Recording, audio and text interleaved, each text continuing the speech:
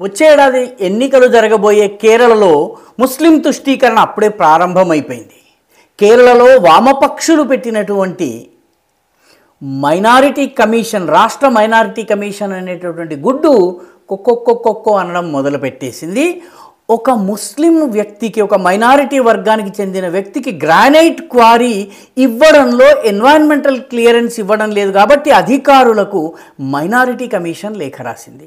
వాస్తవానికి minority commission environmental కమిషన్ని ఆదేశించేటటువంటి హక్కు లేదు. చివరికి ఈ విషయం కోర్టుకు వెళితే కేరళ హైకోర్టు మైనారిటీ కమిషన్ని చివాట్లు పెట్టి మైనారిటీ అయినంత మాత్రాన అతనికి క్వారీ లీజ్ గ్రాంట్ చేయాల్సినటువంటి అవసరం ఉందా, మిగతా ప్రాసెస్ ప్రకారం జరగాల, మతం ప్రకారం జరగాల అని చెప్పి కేరళ హైకోర్టు చివాట్లు పెట్టింది కేరళ మైనారిటీ కమిషన్కి.